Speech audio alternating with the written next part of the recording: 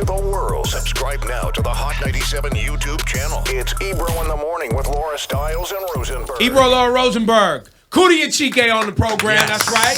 That's right. If you don't know, they've been doing a lot of things prior to the big documentary on Netflix, which you learned some of which in the documentary. I appreciated you guys weaving that storyline in there. You know what I'm saying? Of the things that you guys accomplished separate from following Kanye, since you was trying to do comedy in Chicago. Yeah, comedy in Chicago. Bernie Mac was my mentor. Yeah. You know, first person to bring me on stage, mentored me into, you know, he got super famous and, you know, went to Hollywood.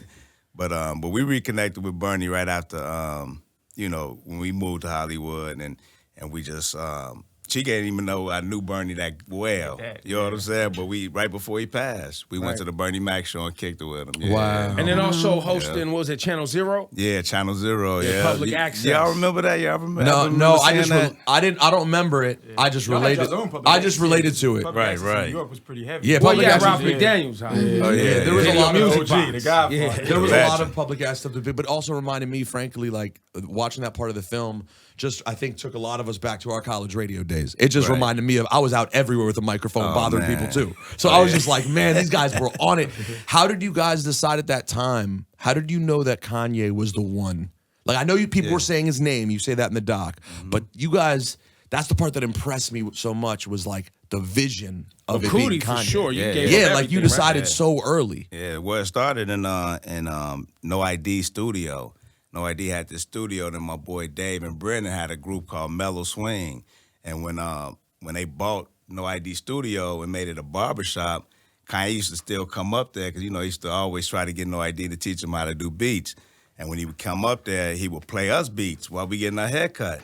And I was like, yo, this dude, he played H to the Izzo like years before Jay-Z picked it. And I'm a Michael Jackson fan, so I was like, yo, this dude got it. And then I kept running into him. I used to drive the Source truck in Chicago too, and I'd go grab him. We'll play, y'all know Mickey Halston? The Source truck. Yeah. That was back, the Source was so popping that in multiple cities, they had different street teams. Yeah, like people don't even know that was an era. Right. Where you had like the Source van was in multiple cities all around the country. Everywhere. John Monopoly put me up on that. Yeah. John and this dude Loom in Chicago. But I would just go get Kanye and y'all know Mickey Halston?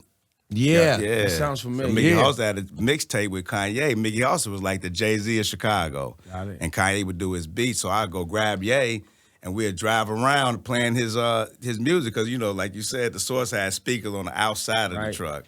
And then I just kept running into him, and then I seen Hoop Dreams, the documentary, and that's when I was like, yo, I just need to document this dude and see how far he gonna, you know, his career gonna go like William Gates and the AG, and that was it. But he wound up moving here. And true or false, were there times even when you were at No ID Studio and No ID was keeping the lights low just because he didn't feel like having Kanye bust in again and try to play beats? Dude, one time we was at No ID crib, and I remember somebody was knocking on the window, and he was like, "Shh, be quiet. It's Kanye Kanye out there." I couldn't even pronounce his name. Like, who? Who? They like Kanye. Shh.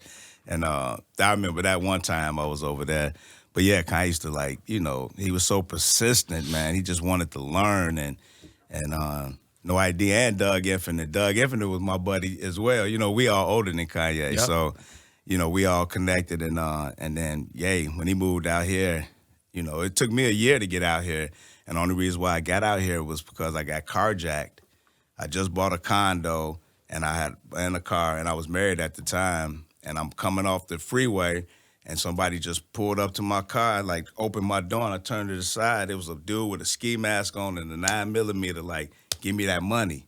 And I'm like, what money? Like, give me that money right now. And I ain't had nothing. So I'm like, man, whatever you find, you know, in the car, you know, you can have. And he let me out. And he was actually an angel in disguise because that was the insurance money that I got was the reason why I was able to move because I ain't had no plans of moving. When Kanye, I was like, okay, I guess that ain't happening. And they took this, I was going to do a documentary on Michael Jordan coming back to the NBA. I went to Miami to film, like, you know, I just had Magic Johnson, everybody talking about what if Mike come back. And he wound up coming back to the Wizards, but I heard from his nephew, and they took all that footage. The and that carjacking footage you had. Jay-Z. We met. It you was had just Jay-Z for the Memorial shoot? Weekend. Yeah, on the Memorial Weekend, 2001, and we just out there. We had the source mic. That's the only reason why we was able to get in these places. We like, we the source. Mic flag. Wow. They let us in, but why they wind up taking that foot? I'm talking about I'm on stage. Jay-Z walks on stage while I'm there, and it was Jermaine Dupri on the mic, Biz Markie spinning, and while I'm there filming the crowd, I turn to the side, somebody comes to the mic, and it's Jay-Z, and I'm right here like this to Jay-Z freestyling to the crowd. They got all that footage. 2001. Good. And it's 01. Well- And that was, because everybody was going to Cancun. Right, And that was then what they call that, the Jazz Fest. They call it something. Memorial Weekend. Memorial Weekend, Yeah, Cancun yeah. or something. Yeah, that was the pop-off. So Yeah. speaking of footage that, that never made it, so how many, I mean, I'm sure it's tons, right? But are there any specific moments that you guys filmed that just didn't make it? That you were so like, many. oh, this So one's many. special. How much total footage is there? 500 hours. It was 500 hours? 330 hours of mini DVs, and all together was 500 hours. Of what? 1, 2, how many hours total released? 94 Four and a half hours. Yeah, so it's a lot. So I Yeah. guess on that, the story arc that you guys tried to create here for this 3-piece for Netflix, I think there's probably some learning for people who film. Everybody's filming content these days. I got some content. Some content. Let's make some content.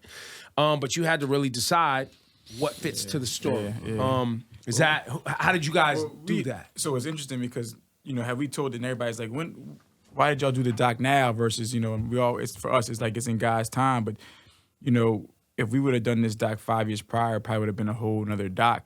Yeah. But we've been really writing screenplays as of recent. So Nina Bon Jovi, who's partners with Forrest Whitaker, she executive produced our past doc, Kid from Coney Island, Stephon Marbury.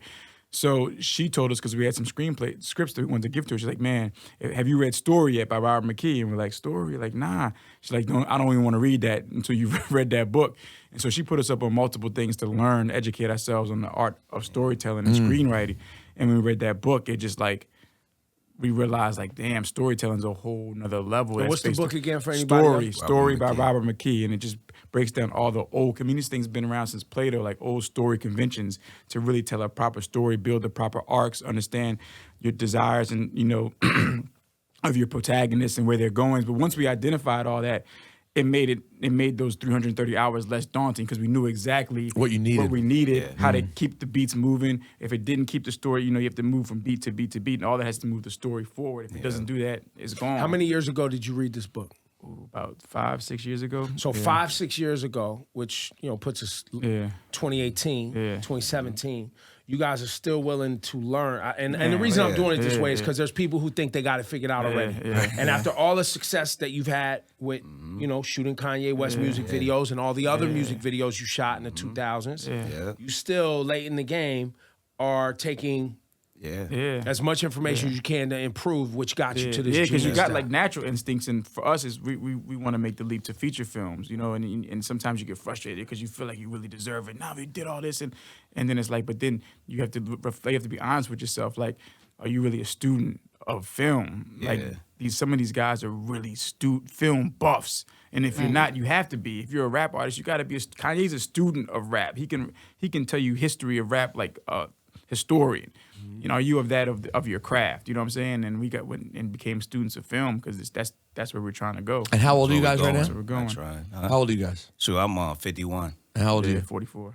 I I just- turned 44 yesterday. Happy birthday. Happy birthday. I just love. I guess what I just love about that is, to Ebro's point, you never know when it's going to happen. Yeah. And like you guys have done big things. It's not like you've done nothing. Y'all are already accomplished. You both live lives off of this. Like you made it. Yeah. But it's not until you were 50 and 43 Right.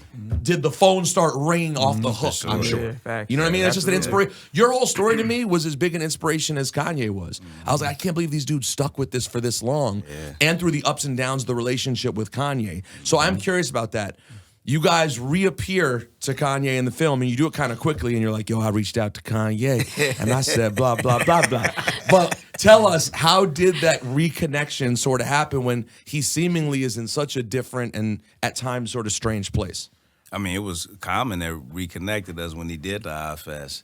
What was amazing about that, how that happened was Common father passed away. And y'all know Common father on all the albums. So I never actually met his father, but I know him through the album. So when he passed away, I'm like, dang, I don't have no number on Common, even like, give him my condolences. So it was like the next day after that, Common just called me out of nowhere. And I'm like, yo, what's up? He's like, I'm like, man, my condolences to your pops. He's like, well, he passed last week. It's hard, but, I want you to come document the Odd Fest for me.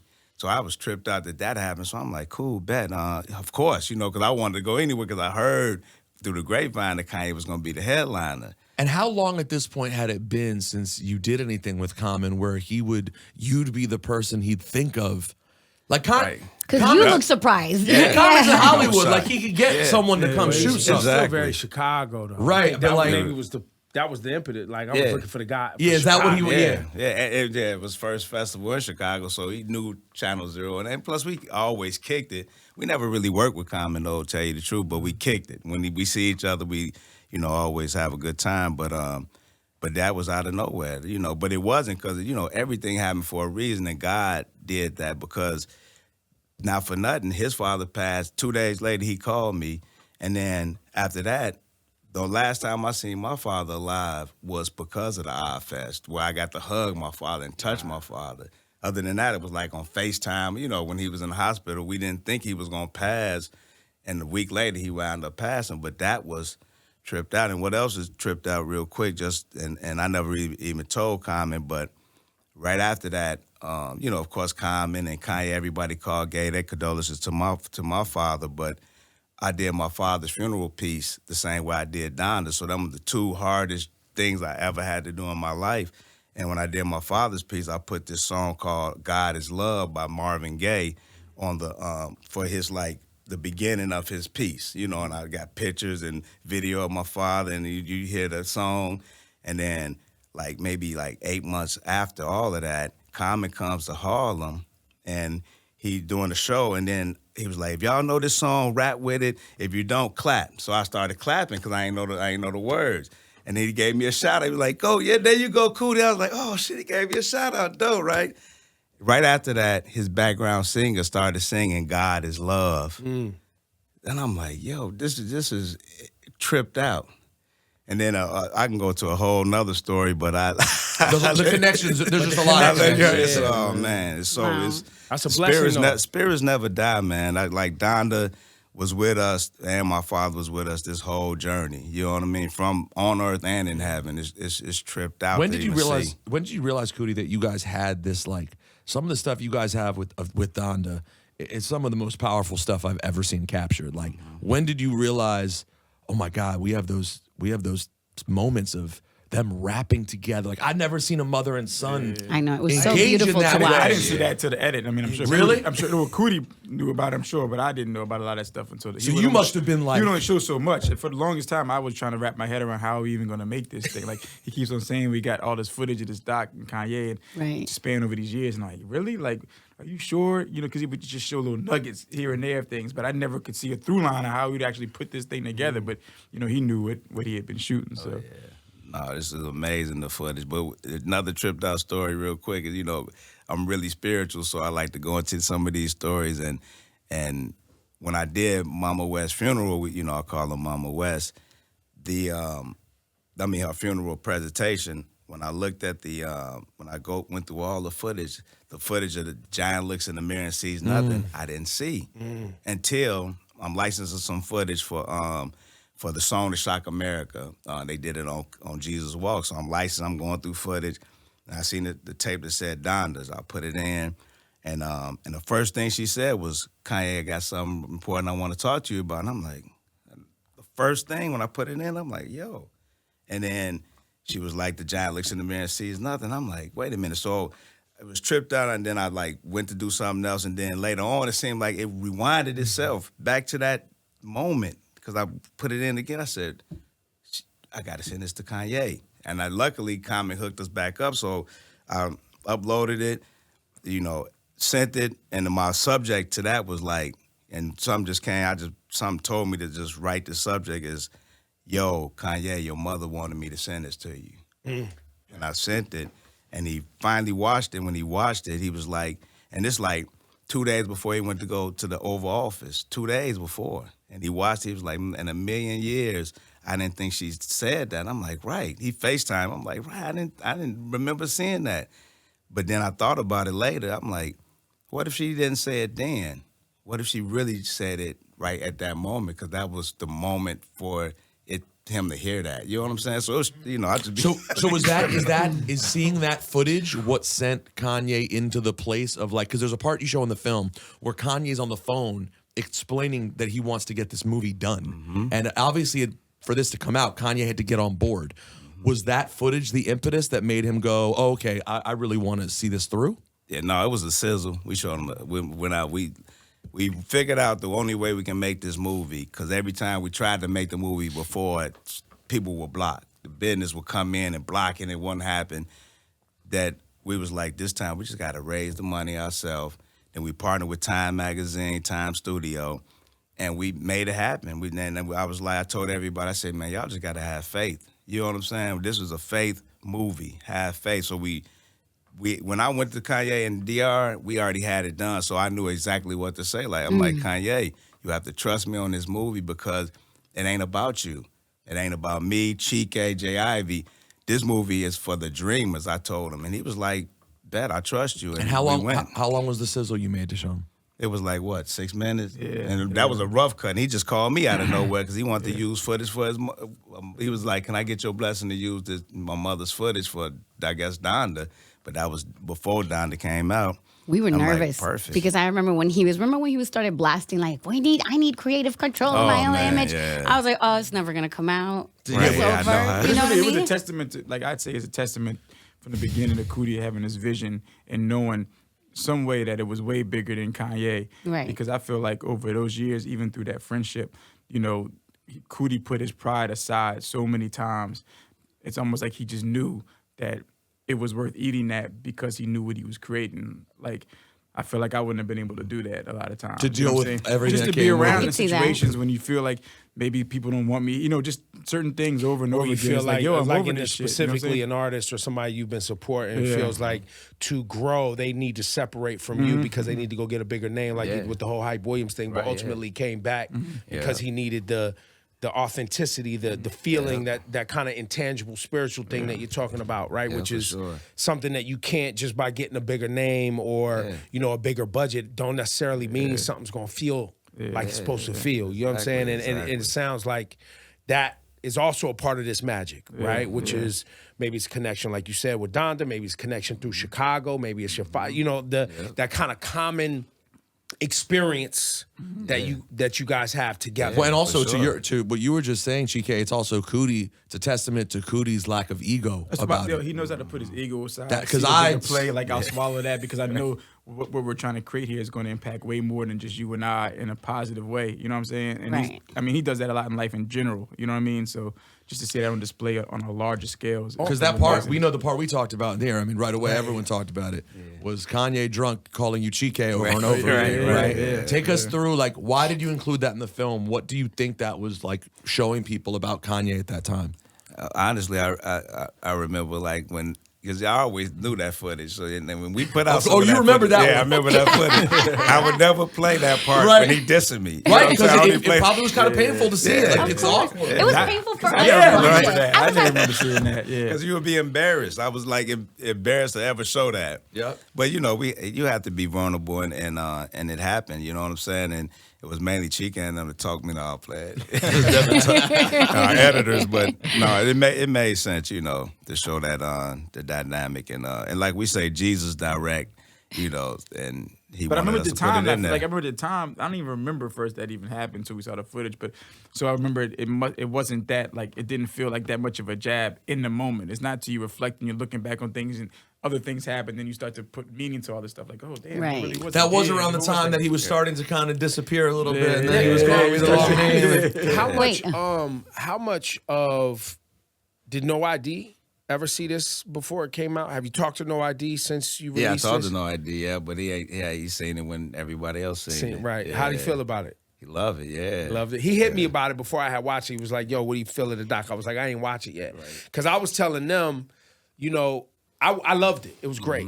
They were beside themselves, right? Well, he specifically is saying because we've been very critical of Kanye. Right. Like, I don't fuck with none of his politics, and I'm very Right. But watching this, it's the Kanye that we all loved. No, so it surprised him because we went from being like every day, like complaining about what he's doing that's driving us nuts to being like, did you watch the new episode? And I was like, we I'm were gonna just get to it. I was like, I'm gonna get to it. I Man. lived it. You know what I mean? I got the phone call when he went through the wire when he wanted to try to get it on radio. He was up here at the radio station with DJ Enough and the Heavy Hitters. And when Dame called me to play the All Falls Down record when it was the Lauren version and Lauren wouldn't, you know what I'm saying? All of that shit. And so we fortunately and unfortunately at times have been a part of knowing Kanye through this because him being in New York and being a new artist that kind of broke out of, New York and got support from GCI in Chicago. But on the ego side, because interestingly enough, right now, right, and I don't know if there's going to be another Kanye doc, but there's still more story. We watched the whole Kanye and his family. We're watching this whole breakup thing. And I believe Kanye knows what he's doing. I believed, are there some issues there? Yes. Can his ego be out of control? Yes. But I always feel like Kanye is trying to create a story. He's trying to create a moment. It's promo. It's a rollout. It's a thing. Boom. Because the minute there's not something to promote, it's quiet. Like right this second. Right? And people would go, nah, he wouldn't play with his family. He wouldn't play with his kids. And I would go, but he always talked about everything in the music. Everything was up in the music. for being a part of the song, Right. the video. Yeah. It was always that. It just got into politics, a space where people are like, yo, nah, bro, we ain't playing with that. Or with his, with his wife and children, where people are like, yo, you really playing? Like, you acting like your behavior's okay. To what degree, you guys being close to Kanye, is Kanye very aware of what's happening? And to what degree is Kanye at times not quite aware of what he's doing and the noise he's causing? I'll just say this. It's really God. You know what I'm saying? Like, I don't think, because even like him running for president, that helped this documentary. By him running for president made things public domain because he's a political figure. Oh, wow. That's like how Michael Moore how he get away with doing his docs. But not only that, even like when him coming out asking for creative control or Drake to narrate or whatever he did, it wasn't part of the plan, but it worked. You know what I'm saying? He wasn't planning to do that to help promote So you're the basically movie. saying Kanye just goes. He just goes. But he and- knows that ultimately it'll create something that'll fall in place. Yeah, God got him. But on that, when we listen to you speak, and Rosenberg brought it up earlier, it's very endearing because you definitely had a special feeling. It was a special feeling of authenticity and love and understanding throughout the doc. I could never imagine Drake narrating it. It would completely That's what Kanye defeat said the after purpose. all of it. Right, after he seen the first movie. But what can't did you? believe Okay, Drake so think he when could you guys narrate saw this. him post that and requesting that, did you call him? Was like, nah, he wasn't there. No, Like, see, how did he go? it was a text message. The text Everything's message always a text, ain't it? was a screenshot of Drake saying, "Tell Coodie I want to narrate the doc." And then Kanye said, the quickest text chain ever. And I'm on a text chain with Drake and Kanye. I'm like, yo, this is crazy. So I'm hitting like, no, let's do another version maybe later. You know what I'm saying? Like, you know, after all of this. Right. And then Kanye would be like, no, Drake, main version, narration. I'm like, That's the stuff you said earlier, where it's just talking, Right. just moving. It's like you're not like. So Just we know that moving. we've been around him enough to know. So you know what I'm saying? That he Like, just says stuff. But at that point, were you like, nah?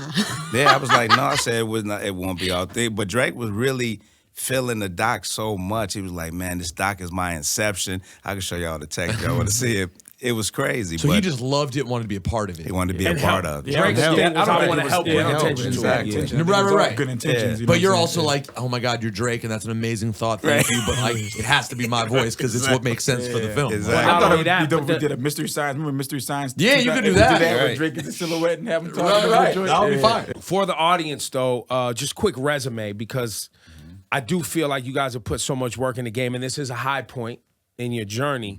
I don't want it to just people to think that all you've ever done was this documentary. I think that's important too, right? Yeah, for sure. Like, give us what are some of the other high points for you guys? Well, I mean, in your we career? started in music videos. So our first video was 360 was Jesus Walk. I mean, through the wire, Kanye West, and then we went on to do a couple more for Kanye, Jesus Walks and Two Words.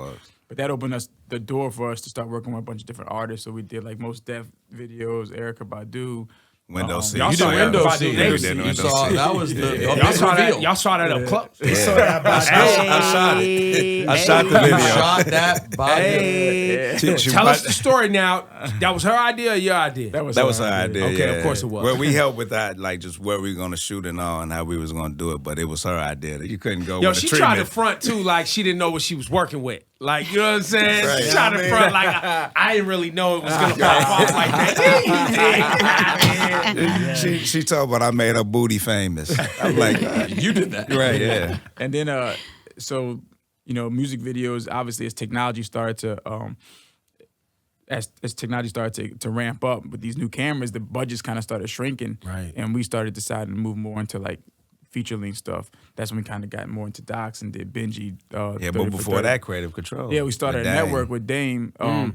Our production company was already called Creative Control, and then we started putting Coodie always wanted to own a network, so we started by building a website and really just putting up our work on the site, and then we just started putting up stuff we were just messing around with, and it started turning into like looking like a network. Yeah. And then we ran into Dame in the airport and just caught up because we always run into him and whatnot. And then he told us what he was doing, and he wanted to turn New America New into like some kind of video magazine.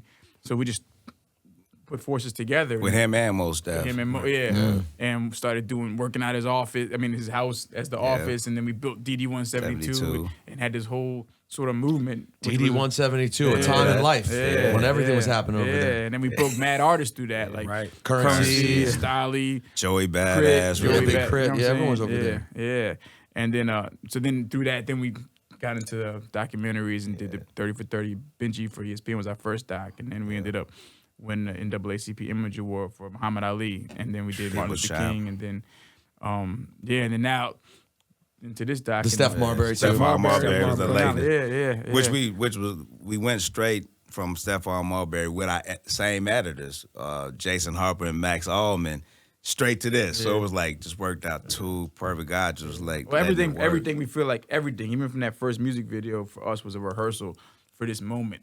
All that was just like tooling and retooling and learning our style and perfecting. And so like we really feel like for this doc we was able to put everything in it. You know what I'm saying? Because we had the right resources. Finally, we never ever had the right Right. resources.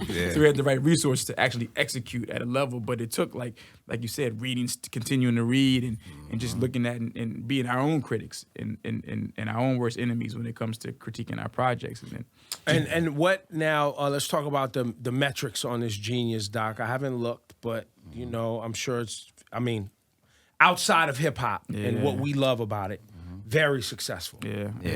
Netflix is happy for sure. Got it. I would think so. It felt big. It's crazy, like Yeah, It like felt Jamie very Lee big. Curtis Instagrammed it yesterday, just talking Right. about the doc. It's like, but these are Martin different Lawrence fields, called me. like that. Wow. different Right. different So dope. categories and different genres Right. are like having comments on it. I which mean, is listen, amazing. my dad has never.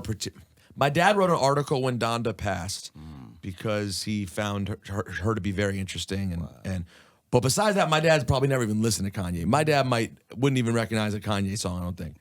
And he just fell in love with this film. And my dad's 74 years old. He just was like, everything. It just completely took him. It took us all on such a journey. It's almost hard to explain. Like some of the footage, really, for me, it tapped into like a love of hip hop that we all have in a way that was so deep. There were shots you got when Pharrell hears Through the Wire for the first time, like getting to be a fly on the wall for that. And my favorite scene happens there. We laughed about this when you cut to that shot of Kanye telling the kid, I produced Izzo by Right. JC. And he just ran off. And yet the kid's like, all right, that is Whatever, bro. Yeah, whatever. I don't even know your song. But you said something interesting in the doc a couple times. You said at times that when you turn the camera off, Kanye stopped talking like Kanye. What do you mean by that? What was different when the camera would go off? I said that? I don't even remember. Yeah, like a version of that you noticed that when the camera went off, he Goes sounded back to different. what we were saying. Well, Like, he knows was- what he's doing. Like, he knows how to put on a show. Yeah. Yo, it jumps out. Kanye tells on himself all the time. When Kanye sits down with Diddy for the MTV, and the MTV thing is about to happen, and they're kind of riffing a little bit, yeah. and Kanye goes, yo, man, why everybody trying to act all humble, man? Right. What happened to the rock stars, man? Right, yeah. What happened to the, you know what I'm saying? Like, yo, I deserve this. It's my Right. shit. You know what I mean? Right. Like, he's telling, like, he telegraphs where he's at, Yeah, which for is, sure. if people are paying attention, he knows what he's doing. It's really him. Yeah. This is really who he Right. is. But he also knows when the cameras come on, it's Yeah, showtime. I mean, I get what you're saying. that's Yeah, what for he sure. said. That's What's the quote on exactly? It was a time when he was, I don't know where he was at, but he was talking with some other gentleman, and you said you had to turn the cameras The off. Novocrats and Because he was sounding like a different type of Kanye, and he was talking about his meds, so he was like, I'm going to take this camera Yeah, off I didn't ever experience that energy on my camera. You know what I'm saying? Like, I like what you're saying. I seen it on TV. I seen them doing rants or whatever they call it. We call it going off, which I thought it was a part of the show. But when I was there and I experienced and seen it, that was real too.